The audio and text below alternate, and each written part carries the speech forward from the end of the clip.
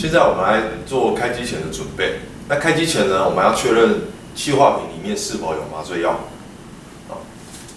那现在没有麻醉药，我们就来加麻醉药。那我们先准备好麻醉剂，那将我们的盖子打开。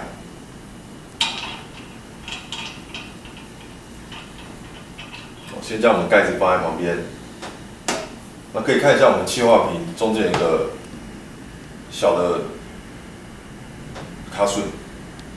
那我们把我们气化麻醉剂打开。加之前，假如我们的麻醉剂是全满的情况下，我们可以利用我们这边的卡榫，靠着我们的边边，靠着来加，它就不容易溢出。那假如已经到了差不多的麻醉剂，我们可以直接将我们的瓶口对着我们的卡榫上面，这样加，它就会顺着小柱子流下去。那到达至我们的上限跟下限值的中间就可以了，就可以把它锁起来。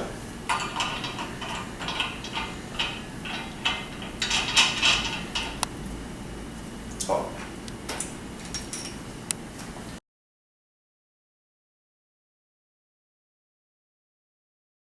确认好我们的气化瓶里面有麻醉剂之后呢，我们再检查我们的所有管路接线是否已经拴紧。后面的管路是否都已经确认锁紧了？那这边要注意的是，我们这边有一个实验模式跟正常模式。那我们这个卡榫一定要设定在我们正常模式下，才可以开机。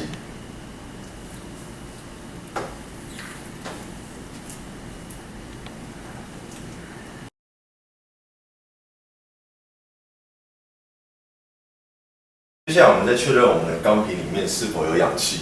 好，那我现在把钢瓶的氧气打开。好，那我们现在看一下我们这边的降压表。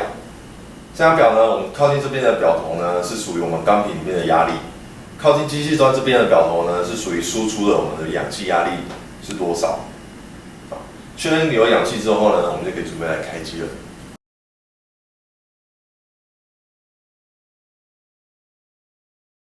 好，当我们视觉预备都准备好之后呢，我们就可以准备开机。那开机之前呢，我们将我们的呼吸管按压住，让它成为一个密闭的回路。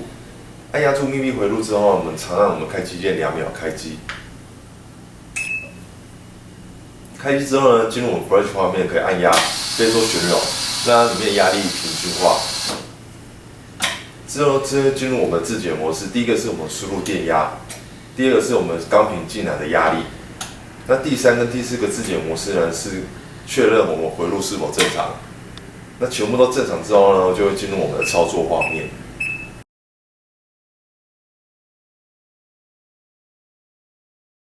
好，那我们今天所要介绍呢是我们 SP3000的操作部分。那我们首先来看一下我们操作的画面。操作画面呢，我们看一下我们飞梭旋钮。它现在目前是使人选择我们蓝色的部分。那我们第一个呢是我们的 case time 是我们的手术时间。那我可以按确认之后，可以进行做一个清除的动作，然后把它归零。我们按一次是选择，再按一次是确定。那我们第二个呢？我们第二个是我们的警报的声音的大小声。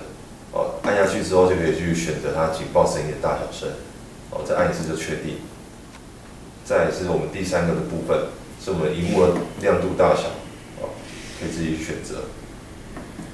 再来是我们最重要是我们的公斤数，我们设定好公斤数之后呢，我们参数是会自己改变，我们按确认，我们参数会自己改变。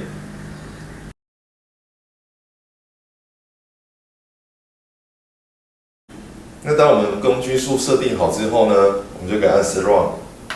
让它开始动作。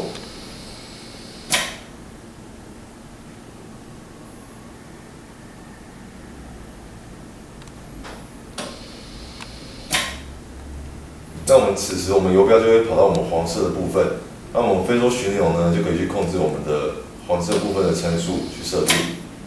对，那一样设定的方式是按压我们飞梭旋钮，然后再旋转，然后再按压一次确定，它就会改变。那我们环身参数都可以去自行去改变。那第一个呢是我们的每分钟的流速，第二个呢是我们的每分钟的呼吸次数，第三个呢是我们气体达到我们肺内压限定值到15 p 的时候，它会停止打气。我们可以看我们上面的压力棒，当它达到15，我们设定15的时候，它就会停止。好，它就会停止。最后一个呢是我们的辅助呼吸，辅助呼吸就是在我们动物在自主呼吸的时候的参数灵敏度，这样子都可以自行设定。那我们看一下我们上面的参数，这边这一格呢是我们实际每分钟呼吸次数，再来是我们的潮气量，这个是我们每分钟的潮气量，所以一个是我们一次呼吸的时间，就可以让我们的兽医师去做一个参考。对，然后这是我们的压力棒。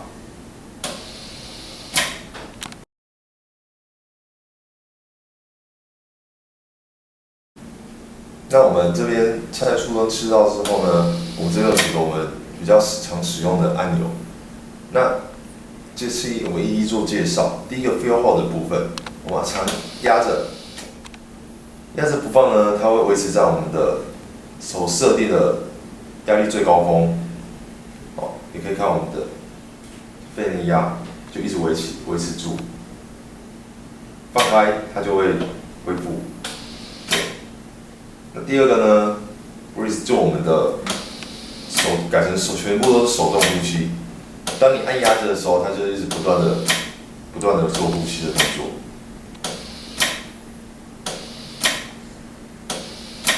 好，那第三个呢，是我们警报的静音的部分。当我们有警报的时候呢，我们按这个按压，它的静音它就会变成静音的模式。在我们的 mask 的部分，mask 的部分口罩模式呢，我们要使用这项功能的话，我们必须先把 Run 给关掉，因为此时你按是没有反应的，你要把它关掉，然后再按 mask， 然后再打开。可是使用 mask 的话呢，我们就不能使用插管模式，对，我们就必须把它分开，改成口罩模式。好，那我们再按 Run。它就会不断的出气，对。此时我们流速也不一样，你也可以去设定说它流速出来的速度，对。然后停止的话呢，一样先让我先按 ，mask 再把它按掉，这样停止。现在介绍的是 PEEP， 是我们的吐气末的正压值。那也可以先看一下我们这边的辅助呼吸的参数，辅助呼吸参数。原本是辅助呼吸的参数，那当我们把这个吐气末正压值 PEEP 按下去之后，它就会更改。更改之后，你就可以设定它的吐气末的正压值。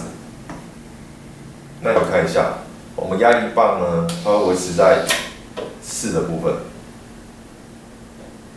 好，那你就可以看我们的脚背，它就会维持在一定的正压。